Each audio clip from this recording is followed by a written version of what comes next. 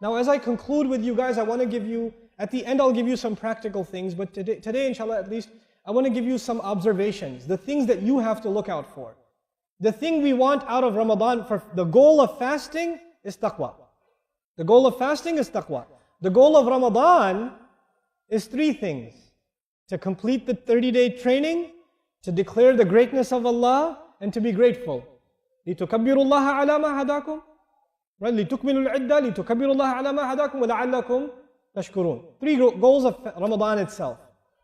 But now I want to tell you what the real threat to your taqwa is in countries like the one you live in. Like Qatar, like Dubai, like the Khalij, like much of the Arab world, much of the Muslim world. The big danger to you and to your children is materialism. That is the big danger. Your children and you are becoming obsessed with the car, with the brand name clothes, with the brand name phone, with the gadgets, with the new movie, with the new song download. This is with the hanging out at the mall, with Facebook, and how many likes you got on your comment. You're getting obsessed with these things. Your entire life only means these things, nothing else. And this is a tragedy, because the youth of this ummah are so powerful. Wallahi, they are so powerful. When the young people of this ummah internalize the Quran, they can change the world. Really, the world will be a beautiful place if the young people of this ummah wake up. But the young people of this ummah are being put to sleep by the iPhone 5, by the Samsung Galaxy Touch, by the iPad, by Facebook. And those things can be used for a lot of good. They can be used for a lot of good. But man, those things are poison too, man. They're poison too. The sword is good if you point it at the enemy, but it's pretty bad if you point it at yourself. That's what it is. These tools, they are a force of good. They can be. I am on Facebook, you know how much? Never. My pictures on Facebook, some things I say are on Facebook.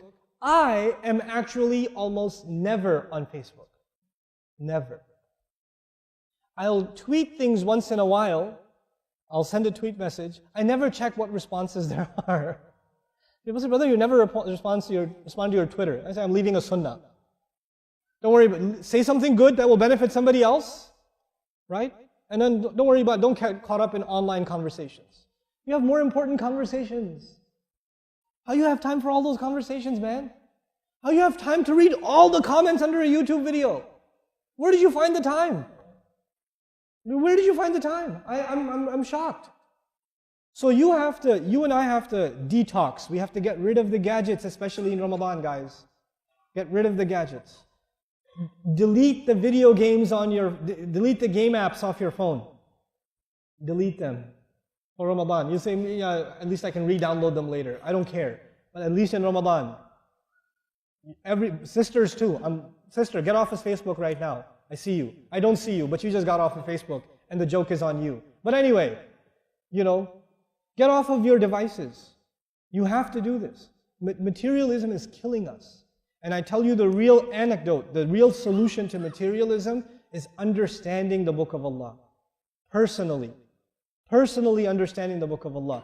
The more you start understanding the Book of Allah for yourself, you will no longer be interested in materialism. It will not fulfill you. It will leave you empty. This will start giving you joy that you never felt before. You get to talk to Allah, man. You get to talk to Allah when you recite Quran. What more can you ask for?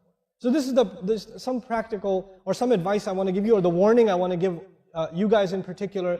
And of course, materialism is hitting everywhere. But I notice like the malls and like the glitz, and everybody's like, the youth are like flocking towards these things. I don't get angry at them. I just feel like we haven't given them Quran. We haven't given them something to be excited about. It's our fault, Now the last piece, especially for the parents that are in the audience. Here's how you can make good use of your Ramadan. Everyone here should have some goals in Ramadan. Here's my recommendation.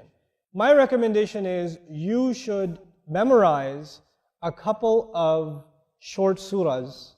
Short surah means a page and a half. A couple, maybe 4 of them if you can.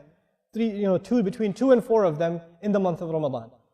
And you should not do it alone. You should do it with your family.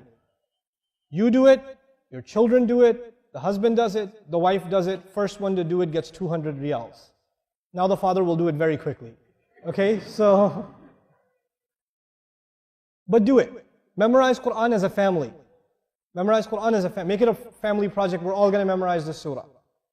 It's a beautiful thing when a family gets together to get closer to Allah's book. My recommendation is the musabbihat.